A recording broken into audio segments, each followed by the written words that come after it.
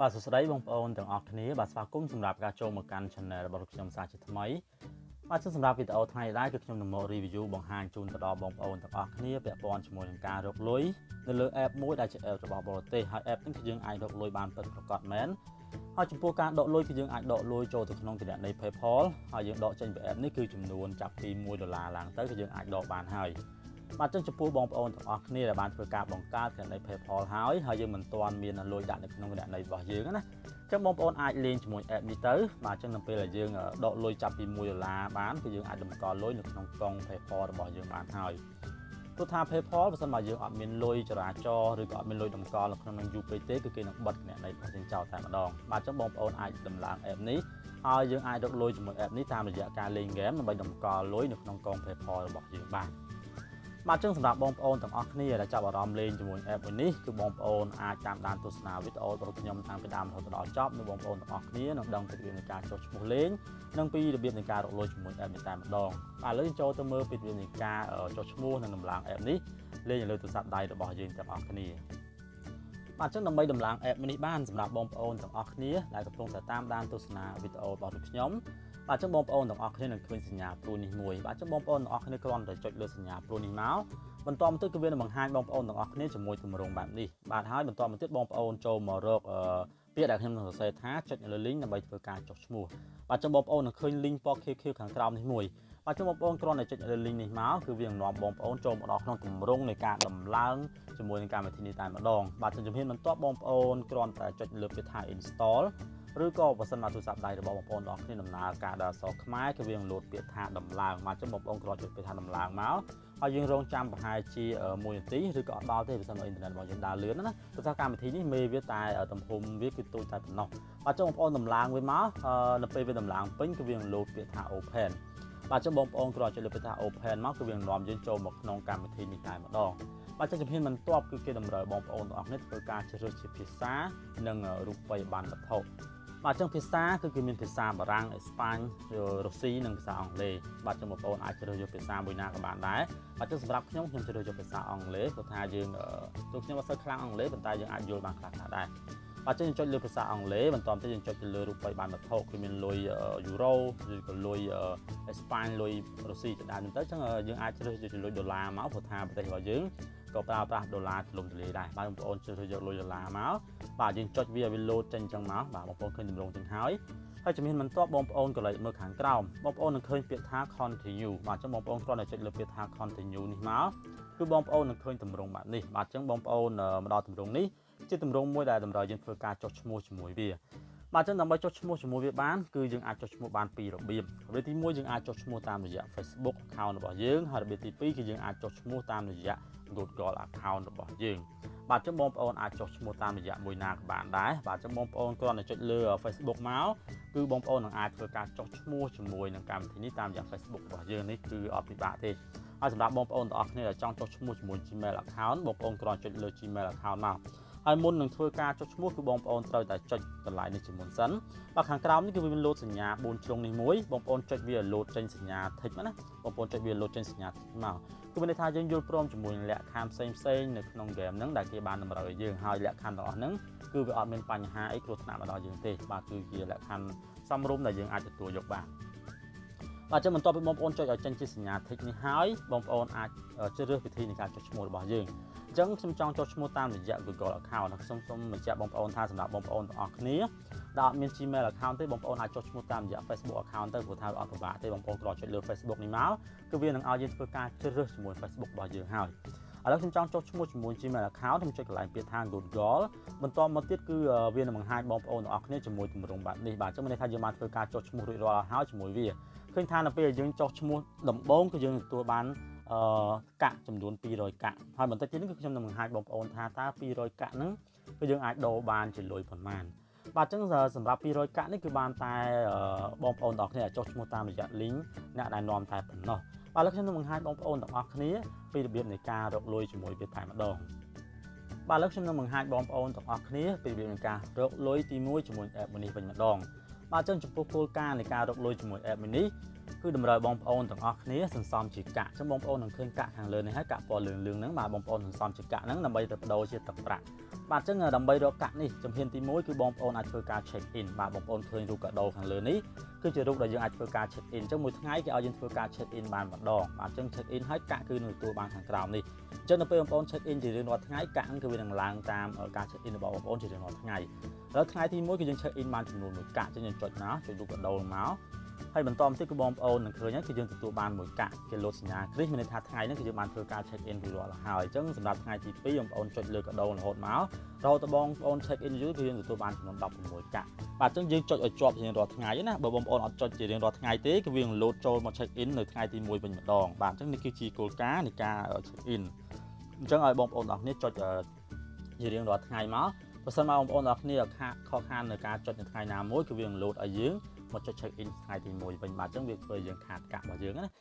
ាឥឡូវខ្ញុំនឹងបង្ហាញបងប្អូនពីការរកកាក់ទី2រកកាក់ទី2បងប្អូនឃើញខាងក្រោមនេះខាងក្រោមគឺរូប hub ហ្នឹងបាទអញ្ចឹងបងប្អូនគ្រាន់ចុចលើពាក្យថា tap to get នេះមកបាទអញ្ចឹងបងប្អូននឹងឃើញហើយគឺវានឹងលោតកន្លែងនេះបាទគេឲ្យយើងរងចាំនៅពេលវានាទីនេះវាដើរពេញបងប្អូនឃើញកន្លែងនេះគឺនាទីណា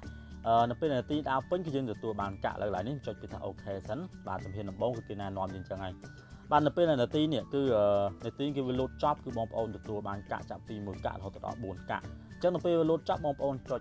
claim វាមកយើងនឹងអាចចុចនៅ hub ផ្សេងទៀតហើយបាទអញ្ចឹងនេះគឺជារបៀបនៃការរកកាក់ទី2ហើយចំពោះរបៀបនៃការរកកាក់ទី3គឺតាមរយៈការ link game អញ្ចឹងបងប្អូនអាចចូលមើលមកនេះគឺជា game មួយនៅក្នុង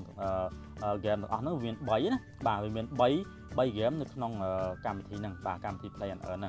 ងបាទចុះបងប្អូនឥឡូវខ្ញុំនឹងបង្ហាញពីការ link game ទី1សិនបាទខ្ញុំបង្ហាញតែមួយតែប៉ុណ្ណោះហើយ game ផ្សេងទៀតបងប្អូនអាចស្វែងយល់លើខ្លួនឯងបានអញ្ចឹងយើងចុចពាក្យថាចង់ link game នេះមួយអញ្ចឹងបងប្អូនចុចពាក្យថា start មកបន្តមកទៀតបងប្អូនចុចលើពាក្យថា OK បាទ game ហ្នឹងគឺគេឲ្យយើងចុចពាក្យចុចលើ